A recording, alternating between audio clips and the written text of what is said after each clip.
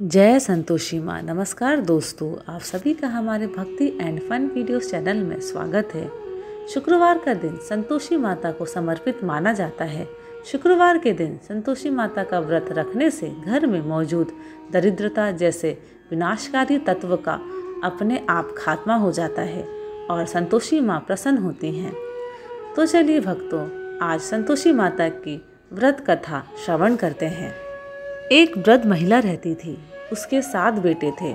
वृद्ध महिला के 7 बेटों में से 6 कमाया करते थे, जबकि 7वां बेटा कोई काम नहीं करता था।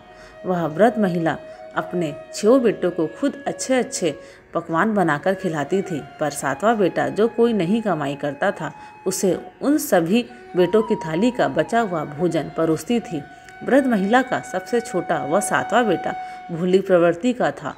यह सब बातें नहीं समझता था। एक दिन वह पत्नी से बोला कि मेरी माता मुझे बहुत प्रेम करती है, रोज भोजन खिलाती है। इस पर वह पत्नी बोली कि तुम्हारी माता तुम्हें बाकियों का बचा हुआ भोजन परोसती है। अगर यकीन नहीं होता तो खुद देख लो। त्यौहार वाले दिन वृद्ध महिला ने कई प्रकार के भोजन बनाए। 7वां बेटा वहीं पर चादर ओढ़कर सो गया ताकि वह जांच परख पाए। वृद्ध महिला ने अपने 6 बेटों को बढ़िया आसनों पर बिठाकर पकवान खिलाए और उसके बाद उन्हीं बचे हुए खाने का एक लड्डू बनाकर 7वें लड़के को खाने के लिए बोला। इस पर वह क्रोधित हो गया और बोला कि अब मैं भोजन नहीं करूंगा, मैं परदेश जा रहा हूं। यह कहकर वह परदेश की ओर चल दिया। जाते जाते वह अपनी पत्नी को भी परदेश जाने का संदेश देता गया। अब वह 7वां बेटा बहुत दूर के देश पहुंचा, जहां उसने एक व्यापारी की दुकान पर जाकर बोला, भाई जी मुझे नौकरी पर रख लो। व्यापारी को भी एक नौकर की सख्त जरूरत थी। व्यापारी ने रख लिया और कहा कि तुम्हारी तनख्वाह काम देखकर देंगे। देखते ही देखते वह 7वां बेटा व्यापारी की दुकान के सभी कार्यों में निपुण हो गया, हिसाब किताब भी करने लगा। व्यापारी भी बहुत खुश हुआ और उसने उस लड़के को आधे मुनाफे का हिस्सेदार बना दिया। इसके बाद वह व्यापारी अपना सारा कामकाज उस लड़के के भरोसे छोड़कर कहीं बाहर चला गया। अब वह लड़का भी धनी सेठ बन चुका था। वहीं दूसरी तरफ उस लड़के की पत्नी को उसकी जेठानियां तंग करने लगी। वह उसे लकड़ी लेने जंगल में भेज देती, खाने को भूसे की रोटी और फूटे नारियल में पानी दिया करती। एक दिन जब 7वें बेटे की पत्नी लकड़ी लेने जा रही थी तो रास्ते में उसने कई औरतों को व्रत करते देखा। उसने औरतों से पूछा, बहनें यह किसका व्रत है, कैसे करते हैं और इसका क्या फल मिलता है? तो एक स्त्री बोली, यह संतोषी माता का व्रत है, इसके करने से मनोवांछित फल की प्राप्ति होती है। इसके बाद स्त्री ने उसे व्रत करने की विधि बता दी। फिर रास्ते में सारी लकड़ियां बेचकर उसने गुड़ और चना ले लिया। इसके बाद घर जाकर उसने व्रत करने की तैयारी की। एक शुक्रवार उसके पति का पत्र आया और अगले शुक्रवार को पति का भेजा हुआ धन भी प्राप्त हुआ। इस पर जेठ जेठानी और सास नाक से कोड़ने लगे। 7वें लड़के की पत्नी धन और पत्र से खुश नहीं थी। उसने माता से प्रार्थना की और बोली, मुझे धन और पत्र नहीं, मेरा पति चाहिए माता। उसकी श्रद्धा भक्ति से माँ तो प्रसन्न ही थी। अतः संतोषी माता ने उसके पति के घर आने का भी वरदान दिया। उधर संतोषी माता ने उसके पति को स्वप्न में आकर पत्नी का स्मरण करवाया।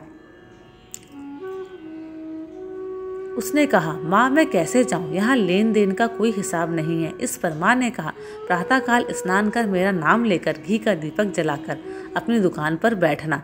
ऐसा करने से तेरा सारा लेन देन साफ हो जाएगा और तेरे पास पैसों का ढेर लग जाएगा। अगले दिन माता के कहे अनुसार उसने वैसा ही किया। देखते ही देखते थोड़ी देर में सारा लेन देन साफ हो गया और धन का ढेर लग गया। इस तरह वह घर के लिए रवाना हो गया।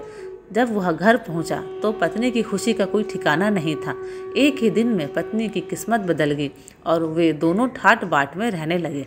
अब शुक्रवार का दिन आया तो बहू ने पति से कहा कि मुझे संतोषी माता के व्रत का उद्यापन करना है। इस पर वह बोला, खुशी खुशी करो। बहू ने जेठ के लड़कों को जिमने के लिए पुकारा। पीछे से जिठानियों ने अपने बच्चों को सिखाकर भेजा कि तुम खटाई मांगना ताकि उद्यापन पूरा ना हो सके। लड़कों ने वहां जाकर खटाई मांगी पर बहू ने मना कर दिया। यह सुनकर लड़के खड़े हो गए और बोले कि पैसा लाओ। वे उन पैसों से इमली की खटाई मांगकर खाने लगे। इस पर संतोषी माता को क्रोध आया और उसके पति को राजा के दूत पकड़ कर ले गए। उसने संतोषी माता से कहा कि मेरी इसमें क्या गलती है, मैंने तो लड़कों को सिर्फ पैसे दिए थे, मैंने व्रत का पालन पूरी श्रद्धा से किया, मुझे क्षमा करो, मैं अगले शुक्रवार फिर उद्यापन करूंगी। माता से प्रार्थना करने में कुछ समय बाद ही उसे अपनी पति रास्ते में आता दिखाई दिया। अब फिर शुक्रवार आया और उसने दोबारा से उद्यापन करना शुरू किया। उसने एक बार फिर जेठ के लड़कों को बुलावा भेजा। जेठानियों ने के कहने पर लड़के ने फिर खटाई मांगी। उसने कहा, खटाई कुछ भी नहीं मिलेगी, आना हो तो आओ। इतना कहकर वह ब्राह्मणों के लड़कों को लाकर भोजन कराने लगी। इस प्रकार संतोषी माता की कृपा से उसके चंद्रमा के समान सुंदर पुत्र हुआ। अपनी भक्त को रोज रोज मंदिर में आते देख एक बार संतोषी माता के मन में विचार आया कि आज मैं इसके घर चलती हूँ। माता ने एक भयानक रूप लिया और गुड़ चने से सना मुख, जिन पर मक्खियाँ भिनभिना रही थी, ऐसी सूरत में वह अपने भक्त के घर पहुंची। घर में पांव रखते ही उसकी सास बोली, देखो कोई इसे भगाओ, नहीं तो किसी को खा जाएगी। सातवें लड़के की बहू यह सब खिड़की से देख रही थी। अपने सास के व्यवहार पर बोली कि आज मेरी माता मेरे ही घर आई हैं। सासू जी मैं जिनका व्रत करती हूँ, यह वही संतोषी माता है।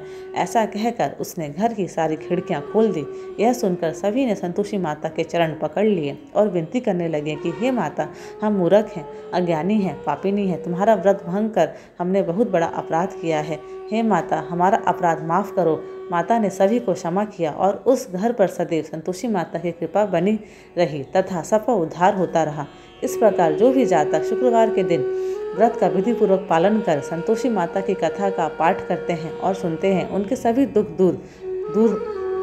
दुख दूर हो जाते हैं। बोलो संतोषी माता की जय।